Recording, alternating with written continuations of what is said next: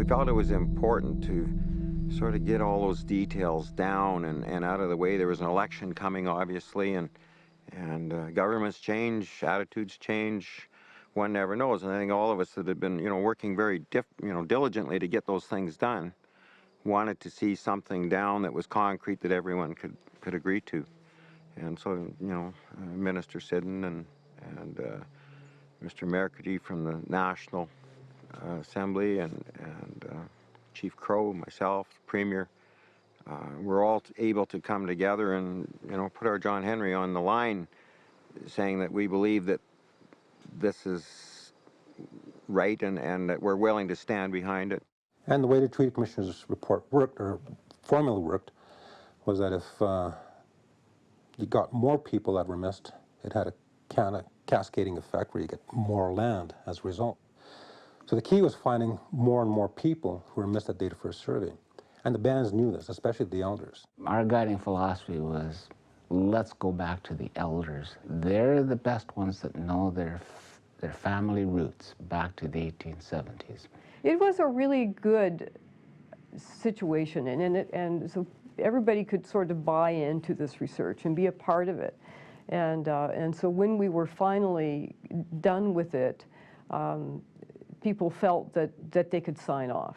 Otherwise, it wouldn't have. We just would have. We'd still be at it. We couldn't have done it through the written record. So, Indian Affairs under the Indian Act administration has a policy in their lands manual called additions to reserve, and it's very restrictive. So restrictive. In fact, that policy indicates that you can only add land, new land, as long as it's contiguous or adjoining your existing land. Well, that would not be possible because the Treaty Commissioners, one of the Treaty Commissioners' recommendations was willing buyer, willing seller. Well, that willing seller might be 50 to 100 miles away. It took a very paternalistic policy, brought it into a negotiated framework agreement that said, if it's treaty, we should be able to add that land no matter where it's at. So that was so important that you took a very restrictive Indian Affairs policy, and in fact it becomes what we would call treaty implementation. When the question came up who to make the lead negotiator, there was pretty much unanimous from the chiefs that it had to be Dr. Barber. And got to see him in action, and I tell you, he did a hell of a job. When you consider the time and energy of elders, leaders throughout the years spent on that historical problem, and realize how little contribution there had been to future life because of the energy spent on the treaty land entitlement, just remarkable that it wasn't settled sooner. And what a shame, what a shame.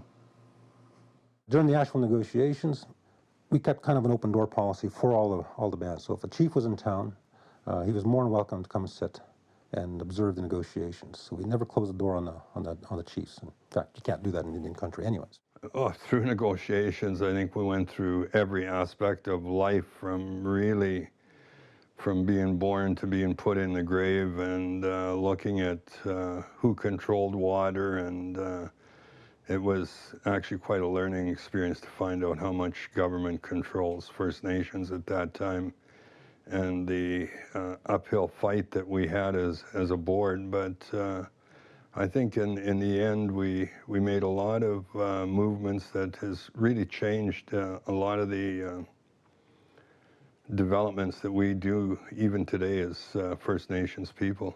I vividly recall one case where the Saskatchewan Water Resources people came to the table, and he sat down and he started off and he said, now I want to indicate that our act makes us the owner of all the water in Saskatchewan. I said, it does? Geez, I got water in my basement. Why don't you come and get your bloody water out of my basement? Oh, I didn't mean that. I said, okay, now let's talk about what this really means. I had direct access to all the senior folks in Ottawa. I could get direction on the spot through a telephone conversation. There was a real commitment to do it, and that applied to all the other parties. So once that started at that level, the agreement came together quite well. I think it took about 6 months of real heavy work on all the parties. We met probably weekly. It was a priority commitment and a major decision on the part of the Premier and the Cabinet to enter into these negotiations. So as a negotiator, that was critical to start with. There are two parts of it. One was because of the priority given by the Premier. I had direct access to the Premier, and we actually gave a progress report every week to Cabinet. We did in effect, sort of like a 1 or 2 page Cabinet memorandum. So this way, the Premier and the whole Cabinet were fully aware of all of the issues that we were negotiating. I went from being a passive observer to someone that was sort of on the front end, you know, on the sharp end of the stick, so to speak, with this. And there were a lot of comments when you were negotiating. You were talking about a large chunk of money.